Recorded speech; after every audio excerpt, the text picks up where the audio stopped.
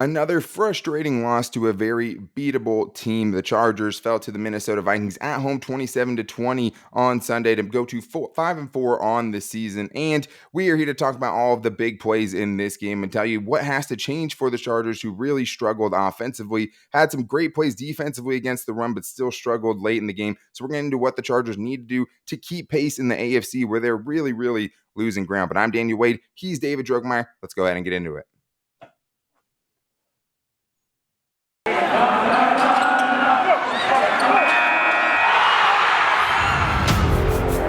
You are Locked On Chargers, your daily podcast on the Los Angeles Chargers, part of the Locked On Podcast Network, your team every day.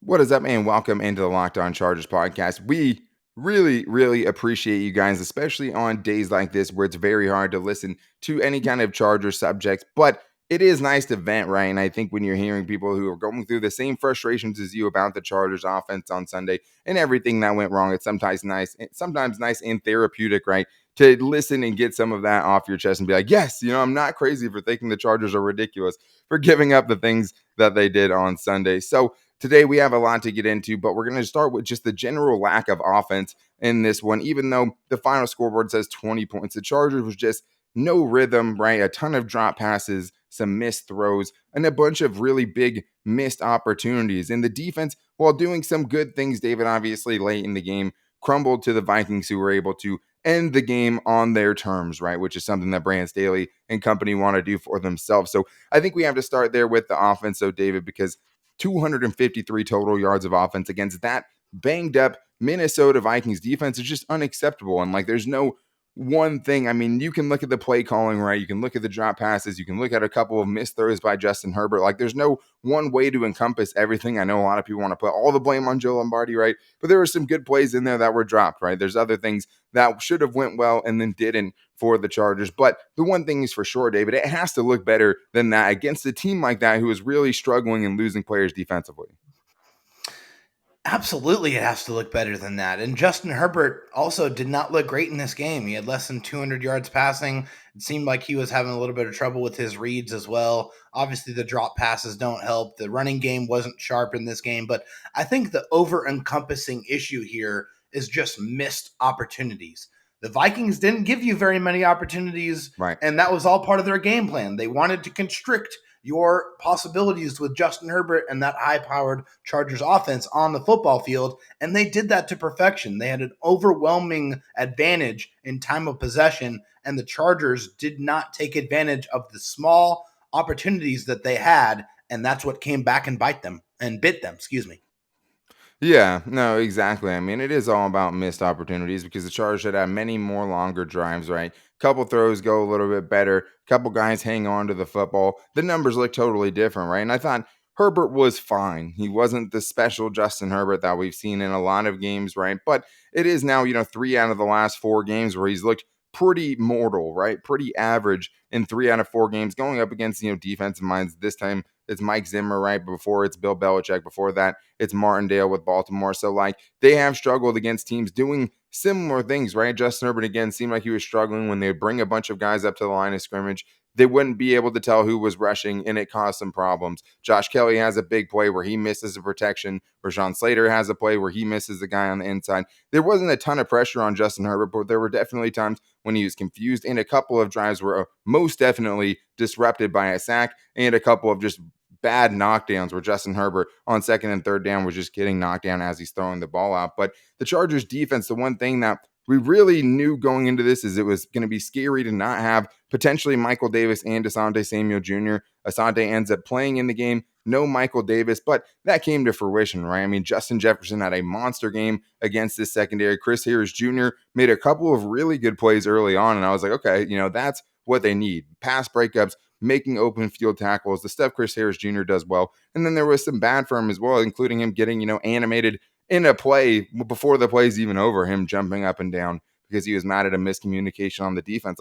That's a bad look. So I do think there was some positive takeaways, but then you look at the last 3 drives of the Vikings. I mean, 2 touchdowns and then them running the ball and getting, running the clock out coming up with huge conversions after the Chargers had them in a 1st and 20, right? A 2nd and 17, a 3rd and 20 where they gave up 18. So as much as you want to take some positives away as far as the run defense went, and I mean, 5 tackles for loss was a great sign. The Chargers got them in the 3rd and longs they've been hunting, right, David? But still, towards the end of the game, like those missed tackles, those big plays on 3rd and longs really crushed the Chargers defense and crushed the Chargers late in the game.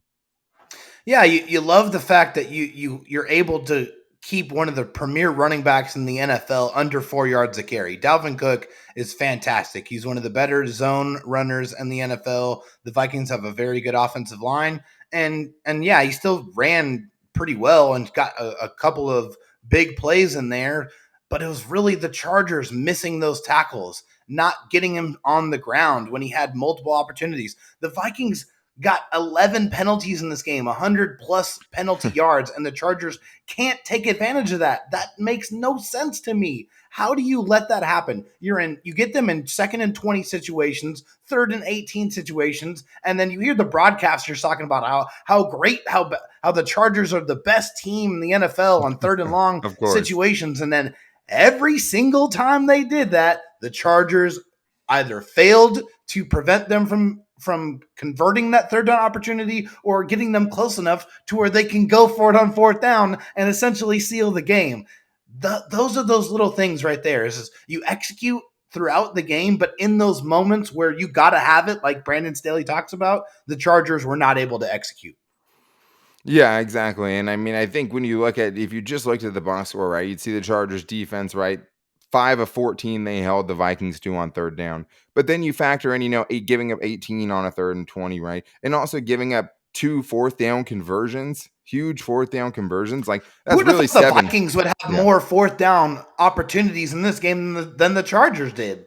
What? Exactly. Yeah. No, I mean, Mike Zimmer is definitely not known as the, cutting edge coach that's up with the analytics and is, trying to go for it all the time. I mean, the Chargers were that team. And the funny thing is the script was flipped in this one because the Chargers had a couple of opportunities, one that we're going to get into the next segment where they had a chance to go for it on 4th down and did the conservative thing, which was really weird. So there were a lot of great plays in this game that I am excited to talk about, but there's some other things that I think we have to talk about, David, because the things that have to get addressed going forward for the Chargers, because as much as this loss sucks, right, it does, the Chargers are still in the thick of it. I mean, they could turn things on. I don't think the Vikings were nearly as bad of a team as their record showed, right? I said that before the game, and it scared me. It was a matchup that scared me, missing a corner in Michael Davis, having a Dalvin Cook, who the Chargers That was a big one. pretty much yeah, for sure. I mean, it just, they were a better team. Every loss they had was a 1-score game, right? They were really close to winning a bunch of games, and the Chargers just didn't come through down the stretch like we've become accustomed to seeing in the games that they've won. They've put things together in the second half down the stretch. It looked like it was going to happen for a little bit in this one, but the fact of the matter is the Chargers are still very much in it, right? I mean, the Chiefs now will take the lead in the AFC West because they got another one, but they still have a bye week coming up, so they're only a half game up on the Chargers right now. It's nothing that they can't come back from, and winning games inside the division is going to be very, very important. But they have a few more AFC teams coming up on the schedule where these are going to be huge playoff determining factors, right, that are going into these games against the Steelers, against the Bengals, against the Broncos. Huge, huge games coming up. So we're going to talk about some of the problems, maybe how they can get fixed going forward for the Chargers and why it has to happen if they want to make a legitimate run at a playoff spot this season. But first, I need to tell you guys that you guys can get your TV together with DirecTV Stream. Does this sound familiar? You've got one device that lets you catch the game live, another that lets you stream your favorite shows, you're watching sports highlights on your phone, and you've got your neighbor's best friends log in for the good stuff. Well, I want to tell you guys about a simple way for you guys to get all of that entertainment together, and I'm talking about DirecTV Stream, where you can bring all your favorite sports, movies, and shows all in one place. That means no more juggling remotes and no need to buy another device ever again. The best part, there's no annual contract. So get rid of the clutter and the confusion and get your TV together with DirecTV Stream. You can learn more about it at directv.com. That's directv.com. Compatible device required. Content varies by package.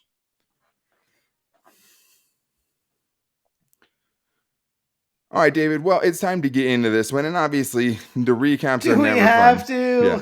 But there was, like every Chargers game, it's a roller coaster, right? Like things are going bad. Then you're like, oh, okay, things are going better. And then bad again. And then they either come through at the end or they don't. And it ends up being a 1-score possession all the time. And like the Vikings did some weird things in this game. Kirk Cousins had a couple of Kirk Cousins moments And he had a lot of really good throws too. And I think that's the thing that not a lot of people are talking about in this one is like Kirk Cousins made some really good throws under duress when the Chargers were getting pretty good pressure. And that made a big difference in this game. But the Chargers did handle it pretty well early. I mean, you can't really ask for too much of a better start for the Chargers because the Vikings had scored on 6 straight opening possessions. Chargers get them to punt 6 plays, 27 yards. Chris Harris Jr. with a great pass breakup on 3rd down on Justin Jefferson.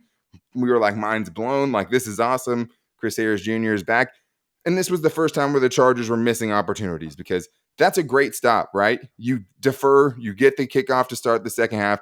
You have a chance that, oh, you didn't score. Now I get to really have the first possession of the game and go score and get things off the way this team needs to get things going, right? But instead, you end up going 3 plays, -3 yards. And this kind of embodied the game because the Chargers tried to take a deep shot, right? Tried to do the right thing, going for a big play, but instead Herbert takes a 15-yard loss as he kind of loses his footing going backwards, ends up being a sack by Eric Kendricks, a big play and a giant loss, something that was pretty much impossible for the Chargers to overcome there. But they would really not affect them going forward though, because the Chargers got lucky on the next drive when a really weird play happened with Kirk Cousins because the Vikings would go 3 plays and get a -1 yards with a fumble. Kirk Cousins was dropping back to pass. At first, I thought he hit one of his own players' helmets because it was just really weird looking. Joey Bosa was bearing down on him. He goes back, and all of a sudden, the ball is, getting launched up in there, fumble. It's on the ground. The Chargers recover it.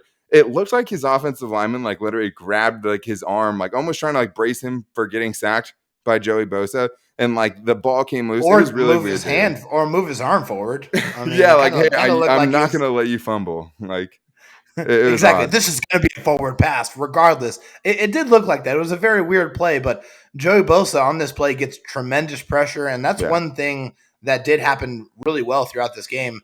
Joey Bosa and his running mate Uchenna Nwosu showed up to play in this game. They really, honestly, Uchenna had his best game of the year. I think that yeah, I can say that unequivocally. He actually made his presence felt, and that's the version of Uchenna we've been waiting to see all year long, because when he's able to do that, then you get a better version of Joey Bosa. And when you get a sure. better version of Joey Bosa, then everyone around you is a better version of themselves. Yeah, I mean, I would agree with that because I think that they need somebody opposite of Joey Bosa if they want that pass rush to be consistently successful. I mean, even if it was somebody on the interior that was consistent enough, right, to push quarterbacks into the arms of Joey Bosa every once in a while, like, you just need somebody else. And Uchenna Nwosu was that in this game. And that's kind of the part that sucks about this game too, is just like, you got good pressure. You played the Yeah. run really well for the most part, and you still lose. And you still, gave the offense possessions, but they weren't able to do anything with it. Then late in the game, when you needed the stops, you'd been on the field so much in the game already, and you start folding a little bit. And I think that's not an excuse. They had to be better. Some of the plays they had, we'll get into the next segment, were inexcusable big, gains on downs where you just can't let it happen. But the Chargers had another chance, and they squandered it again, right? So you have a chance, you force a punt on your first drive, you come back 3-and-out punt. Second time the Vikings have the ball, they fumble, and then the Chargers get the ball back again and have to punt again. And this was the interesting one, David, because the Chargers punt, they didn't get a ton of field position out of it. I mean, if you were to go from the 44 where they started, they maybe get 30 yards of field position to where the Vikings ended up getting that punt. And it was, I mean, we're probably spoiled with how much Brandon Staley goes for it on 4th down, but I mean, you have a 4th and less than 5 with a chance, past midfield to go for it, and you're going to punt instead. That was really odd.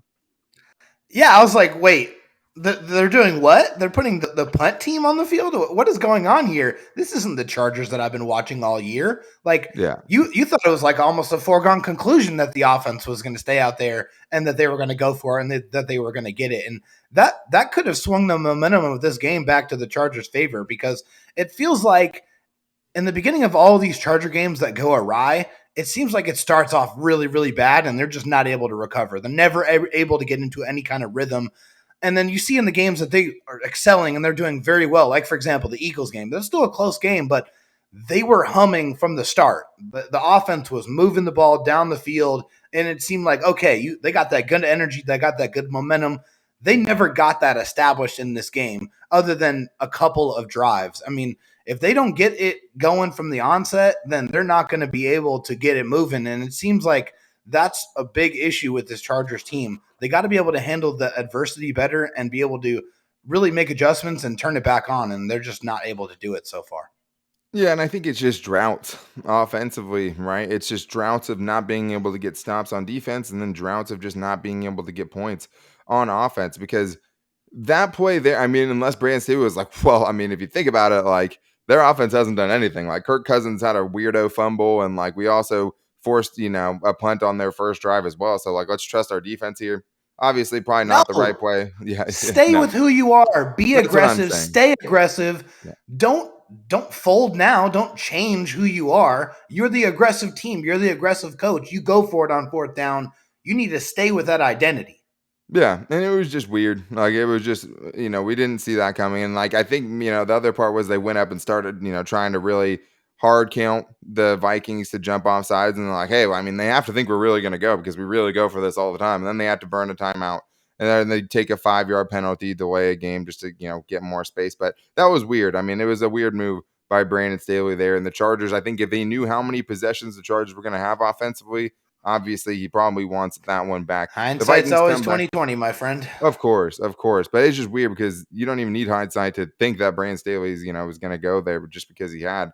The Vikings would end up getting a field goal on the next drive to make it 3-0. The Chargers would trade another get another field goal after that to tie things 3-3. And even on that drive, right? I mean, Storm Norton gets driven into Justin Herbert's lap. He misses an easy completion to Austin Eckler in the flats. That probably would have been 10 to 15 yards. Would have been an easy first down for sure. And it's just like, you did a great job in the Vikings' first 3 drives. You only allowed them 3 points. And offensively, like you just have to be able to respond better than that. You have to be more compatible. You have to be able to come back and get some points and pick up your defense, who has started the game off very strong. So that was just another missed opportunity there. The Vikings would answer back with a field goal of their own to make it 6-3 on third down and goal. Derwin James makes a nice play, almost has a pick, which really probably would have shaken things up a little bit. Chargers could have gotten a turnover there. That would have been great for him. He still made a great play. He recovered. He saved a touchdown probably, but it would have been the 3rd touchdown for Tyler Conklin, which is crazy to talk about. But they end up going up 6-3. And then that's when you needed a response, right? At first, you needed the Chargers offense to go along with their defense, be like, hey, thanks for getting those stops. We're going to put some touchdowns on the board. Instead, here, you give up a field goal. It's a nice stop there, and the offense goes one play, and Justin Herbert throws an interception. David, I know you weren't happy about that. It was a throw that was behind for sure. Eric Kendricks made a pretty good play on it. But when a game is going that way offensively, now you've had 4 drives, an interception, 2 punts, and a field goal. Yeah, it's so frustrating. It's like, Justin, what are you looking at? Like, you're throwing that ball into double coverage, and you didn't need to take that chance there. You didn't need to. You know the Vikings are doing what every other team in the NFL has done against the Chargers. They're keeping a roof on the coverage. They're not going to let you get those big explosive passes. So don't force it. I mean, I get it. I understand it's frustrating. That's part of why Brandon Staley deploys this philosophy. They want you to try to execute and have to out-execute the defense all the way down the football field with those 5, 7, 10, 12-yard plays at max. They're not going to let you get those explosives. The Vikings are doing that same thing.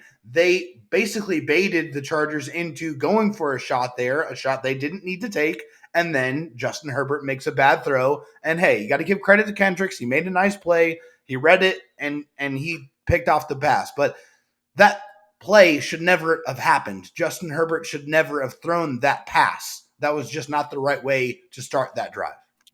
I think the tough thing on it, because like the thing is if it's a good throw, it's a completion, right? I mean, if it's a good throw, it's a good play, even if it might not have been the best decision. But at the same time, like it just was a bad throw that you made with no pressure, because that was the throw you got to step into. It wasn't like he was just trying to make something happen falling away. And it wasn't like he was trying to do something on third down to pick up a first down. Like it was a first down play when he threw it. And that's the tough thing, is you just can't have those plays. I do think it was a really athletic interception by a linebacker that most probably wouldn't catch. Doesn't really matter. At that point, it ends up leading to a Vikings touchdown on their next drive to make it 13-3. And like the offense now, it just like you just can't have it when your defense is playing the way that it was. Fortunately, the Chargers offense would respond right on their next drive. They really needed it badly. They go 8 plays, 75 yards, get a touchdown, make it 13-10. Chargers gain 28 yards in a Keenan Allen drawn pass interference call right on the defense. Justin Herbert had a nice 17-yard rush. And again, they finally answer back, and then they would have another chance, David, to really put their stamp on the half, because the Vikings on their 6 drives came out and went 3 and out and punted. So after all the bad stuff that had happened, you find yourself down 13-10 with a chance to put up points before the half and a chance to get the ball after halftime. And what do? They go 3 and out, right? And they had it at the 50. Andre Roberts, nice return to the 50. You get a nice special teams play, and then you just miss an opportunity. Jared Cook ends up having a ball knocked out of his hands on 3rd down on a play where Justin Herbert threw a little bit behind him. If he throws that on the spot, it's not hit out of his hands, right? I mean, maybe he just straight up drops it. You never know. But like, if he puts it on the money, that's a first down. Like, at the end of the day, he didn't. Jared Cook, I know you should have caught it, right? Like, and if you say Justin Herbert about there, you have to also say, hey, you should have caught it, which he should have. But if he puts it in the right spot, there's no chance to break it up. And the Chargers kind of fizzle out. They lose some of that momentum. But it wouldn't even matter, because they would come back on the other side and start the second half much better than they started in the first half. So the offense would get things going, but the Chargers just couldn't keep it up down the stretch. So we're going to get into the rest of the plays, including some maddening plays on some 3rd and long plays where the Chargers really, really just gave this game up, but also some good individual plays by some Chargers as well coming up after this. But first, I need to tell you guys about my favorite protein bar. And of course, I'm talking about Built Bar. And if you guys haven't tried it yet, I'm telling you guys, you are missing out, because with Built Bar, there's so many great flavors. And I mean, just the flavor itself, just having a protein bar that tastes really good is so nice, because for me, if it's waxy, if it's chalky, I'm just not going to eat it. So I'm going to choose to get the one that's 100% covered in chocolate and soft and easy to chew, and one that has great flavors like cookies and cream, peanut butter brownie, salted caramel, coconut, double chocolate, cherry barcia. You will find a flavor that you like with Built Bar, and you can get a mixed box, so it'll let you try 2 of each flavor, and you can find out which one is your favorite. And with the holidays coming up, guys, a Built Bar could definitely easily save you, right, from eating that extra slice of pumpkin pie or whatever your craving is, right? Have something that's going to fill you up, something that's going to fit on your diet, because it's low carb, low sugar, high in fiber, and high in protein. And you can even save some money, because if you guys go to built.com right now, you guys can save 15% off on your order when you use the promo code LOCKED15. That's promo code LOCKED15, all caps, one word, to save money at built.com. All right, I also have to tell you guys about the official betting sponsor of the Locked On Chargers podcast, and that's betonline.ag. Well, I hope you guys took my prediction to not bet on the Chargers this weekend in that game, because that was just a brutal showing. But BetOnline, if you're going to put money on anything, that's the place to do it, right? If you're talking about basketball, football, UFC action, I do a ton of action on UFC. That's a lot of fun. College or pro football, basketball, baseball, when it comes back around, you can find something that you like to bet on. You can even bet on your favorite Vegas casino games. I mean, BetOnline is the best place to go. And with their new updated site, you guys will have a very easy time finding all the props and odds that you guys want to find. Just go to the mobile website and sign up today, and you can receive a 50% welcome bonus on your first deposit. That's free money to play with. And the best time to be betting is when you're betting with house money, and you can get that by using the promo code LOCKEDON, all caps, one word, to receive that bonus. Whatever you guys want to bet on, you can find it at BetOnline, the fastest and easiest way to bet on all of your favorite sports. Make sure to use the promo code LOCKEDON, all caps, to get that 50% welcome bonus at BetOnline, where the game starts. All right, David, well, now it's time to get into the end of this game, and there were some positives, right? I mean, again, the Chargers defensively did a great job against Dalvin Cook, and that's not something that we saw coming. And at that same time, like, now it's 3 games in a row now where you've at least seen some improvement, right? And I thought there were some players that really stood out. We talked about Uchenna. We talked about Joey. I mean, I think you could also throw Linval Joseph with another huge game in the middle. He has just been a constant presence there. And you could talk even like Amon. Like Amon, our boy Bong, had some really, you got a nice big plays. sack, man. That was awesome. Had a big sack, had a nice pressure, had some nice tackles. Like, there are some positives. And I think the positive for the second half, and what gave you hope that the Chargers would get back into this one, is they started off hot offensively, because they had cut it to 13-10 before halftime. Even though they weren't able to add on and take the lead before half, they still seemed to get some momentum back at the start of the second half, because they went right down the field to score a touchdown. They go 10 plays, 75 yards to make it 17-13. Great job of getting Herbert on the move and attacking the edge of the defense. Austin Eckler ends up with a 2-yard touchdown after a big play by Donald Parham and a catch and run for 17. And he just continually is underused by this team. He just outran Eric Kendricks and gained like an extra 10 yards, 15 yards that he shouldn't have had, just by running straight with super long ass legs. Throw him the ball more. And I mean, there just wasn't Please. a lot of opportunities, right? I mean, not a ton of No. targets in this game just because of the way it played out. But yeah, throw in the ball more. It's not that hard. But David, at that point, you're like, okay, the Chargers got something going. The elite looked like they figured at least something out offensively. They're getting Herbert easy throws. They're getting him on the edge. They're running the ball a little bit better. And that was nice to see coming out of halftime, making some adjustments. Yeah, they were able to capture some lightning in a bottle. Sorry, I had Terrible to. joke. I know, Just a I know. terrible joke. It's wonderful. It's wonderful. Damn No, it. in all seriousness, they were phenomenal on this drive. I mean, this. I think if you isolate this drive in this game, you're like that right there. If you would have saw 3 or 4 more of those, the Chargers win. But Yeah. they were not able to do that. But on this drive, man, that's what the offense it can look like. That's what they are capable of doing, and they can do that against any defense in the NFL. It's just the consistency that is the problem. The Chargers did that twice in this game against the Vikings, and that's not enough to get it done and to get a W. That's just it.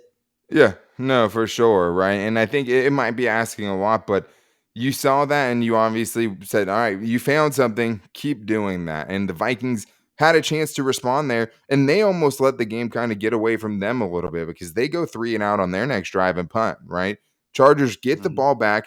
Now they're up. They're leading 17-13. They have a chance to go down the field and make it 24-13, run some clock out, right? Get it near the fourth quarter, and now you're going into a fourth quarter up 11 potentially, right? That's why this is such a big drive. And what they do is they go 5 plays and 8 yards. And this is the super frustrating part of this because on third down, a crucial third down to keep your defense off the field, keep them fresh, right? You have Josh Kelly on the field who fails to pick up a blitz assignment, and Justin Herbert gets smoked, and it just derails the drive. And I think that was the thing for this game was like, one thing is derailing a drive. You just have that one drop or that one guy missing an assignment, a missed protection, and then the drive is over. And that's all it The takes. margin And for error in the NFL is so small, it Daniel, that is. if you make those small little mistakes, they can turn into big, big problems. Yeah. And I mean, Austin Eckler had just tried to run a wheel route right before that, right? Maybe he's taking a blow there, but like, it has to be better. Even Larry Roundtree is, came out of college as a really good pass protecting running back. Like you just have to have someone who's going to pick up the right guy there because if you're blitzing your safety, there's a guy open, right? And Justin Herbert just needs that extra second to at least get the throw off, right? If he makes a bad throw, whatever, you have to have a chance and give your quarterback a chance there. And he just didn't have it. And the Chargers lose that chance to really, put the foot on the neck of the Vikings on that drive. And the Vikings would respond. I mean, they were given new life. They go 9 plays, 66 yards, and get a touchdown to make it 20-17. The game is starting to slip away at this point. And what really hurt on that one, right, is the 3rd and 10 play where Chris Harris Jr. gets beat badly. And then on 4th and goal from the 1, the Chargers get great pressure, but Alohi Gilman, who was covering an offensive lineman, collides with Derwin James in the end zone. And the Chargers, right in Kirk Cousins' face, make him throw a really wobbly, terrible ball. But because of that, collision in the end zone, he was able to make a nice catch, right? And he was wide open in the end zone. And the Chargers had the right play call there, right? And the Vikings ran a pick play. And Alohi Gilman and Derwin James, they have to be on different levels there. They have to be able to make sure they're not running into each other. They weren't able to do that. And that's just kind of the way it was because that's 4th down. That's 4th and 1 from Yeah. the 1-yard line. You had gotten a great defensive stop right before that when we all thought they were going to run it right into the end zone. The Chargers defensive line on 3rd and goal holds up. They tackle Dalvin Cook. They don't let him into the end zone. And then you have a play like that. And that was just super deflating for a defense.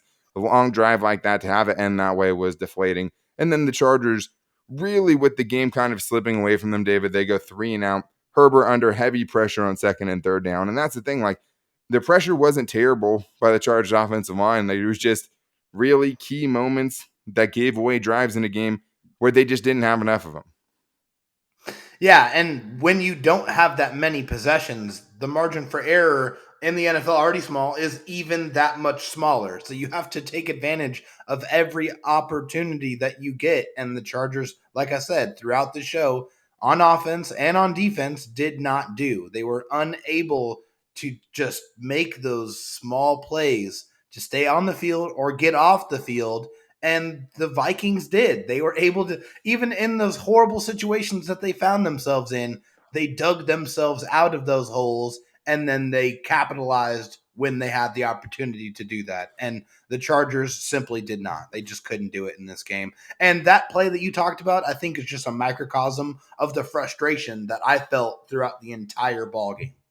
Yeah, I mean, at least in that one, it's two guys, banging into each other, and that's like, God, of course that has to happen like that. But like, it just seemed like, yeah, like that kind of stuff. It was going to be one of those games. But like we talked about, the Vikings didn't make it easy on themselves either with all the penalties that they had. But at that point, you went from having a chance to really put the game in your favor and increase your chances of winning. Instead, you give up two straight touchdown drives because the Vikings would come back on the next drive and go get a touchdown to make it 27-17. So that's like the worst part about it. You're up 17-13, the chance to make it 24-13, and instead now you're down 27-17, just like that. And like that's the thing is like Yeah. you have to have those timely offensive possessions. You cannot go, 8 plays and 2 punts on those 2 drives in the second half. Like you just can't. The Chargers defense at that point been on the field for a ton of plays. The Vikings go 12 plays, 68 yards in that one. Cousins under pressure makes a good throw to a wide open Adam Thielen with Derwin James like literally right in his face. 3rd and 5, Chris Harris Jr. beat to the inside. Now it was a frustrating play to watch, David, because Chris Harris Jr. was super animated. Obviously, he thought he had help coming on the inside, right? But it doesn't mean you give up on that play right there, right? I mean, maybe you follow him just out of the break and you trying to get back to your coverage, and it's impossible to know exactly what it was, but like you can't just stop and cover grass Yeah. either. You know what I mean? So like Yeah. maybe somebody should have been there, but like the other guy wasn't even close to it. So it was just a bad look for a team that was obviously struggling defensively. The frustrations bubbled over there with one of the leaders on the defense and Chris Harris Jr. You just hate to see that kind of animation on the field with the guys fighting with each other, right? And getting that visibly frustrated with those miscommunications and not having Nazir Adderley on the back end hurt, right? Not having Michael Davis. These are kind of where those opportunities or the reasons where you felt them missing this game impacted the game there. But the Chargers on their next drive, again, don't end up going for it. They go 12 plays, 69 yards. Mike Williams has a drop on 2nd and 4 that might have been a touchdown. It definitely would have been a first down, right? And then they have to settle for a field goal. Earlier on the drive, Austin Eckler drops a play that would have been a really, really big play. Caught the ball going over the middle if he had That caught could it. have been a touchdown. It could have, and it might have been the spark that the Chargers needed there. Instead, Justin Herbert kind of created himself on the play right after that when he found Keenan Allen right over the fingertips of Nick Vigil, former Charger. Beautiful Great play. throw on the run. Yeah, when he was on the move, he was good, and that's one of the frustrations. But they only end up getting a field goal, and this was one I saw Daniel Popper posted about it. I mean, the Chargers, they had went for it there, increased their likelihood of winning by 7%. They end up not going for it on 4th and 2 on I think the Vikings 4-yard line. So they had a chance to score a touchdown there. Either way, if the Vikings end up running out the clock on the next drive, you don't get the ball back no matter what. But still weird to see him doing that. I get it. You make it a 1-possession game, but at that point, your defense has been on the field so long. How confident are you going to get a stop? And that's the frustrating thing, David. They should have gotten a stop several times on the last drive. The Vikings ended up going 10 plays, 36 yards. 10 plays for 36 yards, 3.6 yards. Obviously, you had some kneel downs, which affected that. But they end up running the rest of the clock out. 4 minutes and 36-second drive. They ran a perfect 4-minute drive, but they had a holding call on the very first play. Backs it up 10 yards. Now it's 1st and 20. These were the frustrating parts of this game. On 2nd and 17, Chargers missed a bunch of tackles and give up 11 yards to Dalvin Cook on 2nd and 17. It could have been a 2-yard gain. Now you're looking at a 3rd and 15. Instead, you give up 11, and now it's a super reasonable 3rd and 6. But that wasn't even the only one either. No, it wasn't. And it happened all game long. Those are the plays where you wanted to grab your pillow and scream into your pillow as loud as you possibly could, because you just knew that if they're in that situation 9 times out of 10, the Chargers get out of that situation and they give themselves a chance. Yeah. They just couldn't do it. And that's what was so annoying. It's just 2nd and 20, 3rd and long, those situations, you have to get off the field. And like, I feel like I tweeted out every single time in those situations, get off the field on 3rd down, get off the field on 3rd down. And they couldn't do it.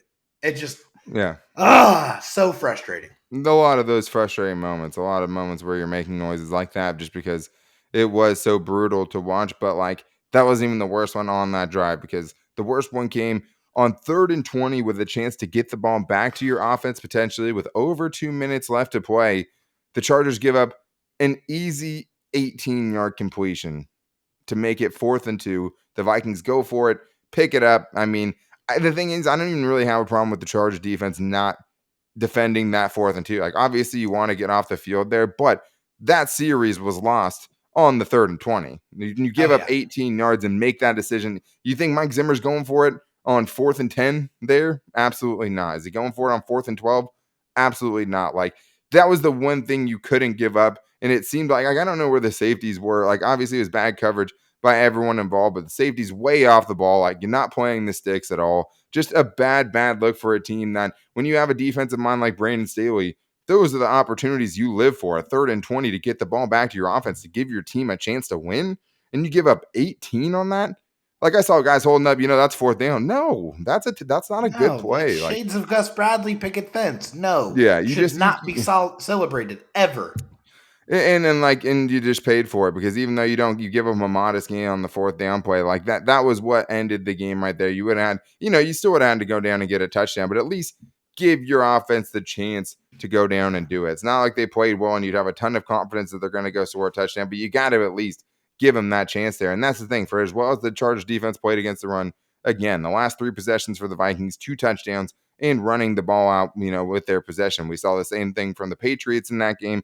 They ran almost 7 minutes off the clock. Like, that's just things teams have been able to do when the Chargers need to get off the field late in the game. But the Chargers are still in it, and that's the thing that Chargers fans have to remember is, like, they're not a good enough team at this point to just blow teams away like the Vikings, who are better, than many people probably thought they were going into this one. They can't blow out teams like the Eagles, who went and beat the Broncos this week, So, like, the NFL is weird. The point is like, you're never a for sure thing to beat anyone. The Chargers aren't a for sure winner in any of their next 3 games, and they might not be for the rest of the season. Maybe against like the Texans or something like that, we can have the conversation. But as of right now, the Chargers can't have the droughts offensively. They can't give up those giant plays on 3rd and longs. They're just not a good enough team to overcome those things right now, and that's what we saw on Sunday. But luckily, we were all able to vent today, and we feel a little bit better about it now. So tomorrow we will be getting into some what went right and what went wrong, and just talk about, how real are these drop issues, right? Like, these still the same receivers for the most part. It's not like new guy Josh Palmer's dropping passes left and right. So there's a lot to get into there. Talk about what the offense can do better to get themselves out of some of these drought situations, and talk about some really nice plays, right? 5 tackles for loss for the Chargers run defense, some independent players standing out and making some really good plays. There were some positives to take away from this one, even if it doesn't feel like it. So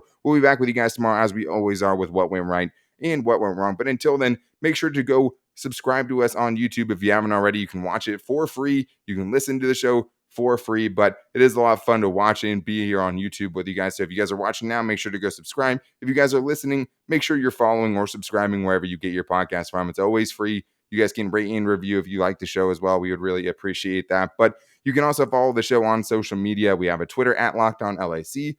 We have an Instagram page at Locked On Chargers. And we also have a Locked On Chargers Facebook page. You can also follow me on Twitter at Dan Talk Sports and David Droegemeier on Twitter at DroTalkSD. If you guys want to vent, and we know you might want to, you can call into the Locked On Chargers voicemail line. The number there is 323-524-7924. And we try to get every Chargers voicemail played on this show. But that's going to do it for us today. We'll be back with you guys tomorrow with what went right and what went wrong, and try to figure out how the Chargers can take away from this game, right, and be better going forward and maybe win some of these games coming up. But until then, guys, take it easy and go Bolts.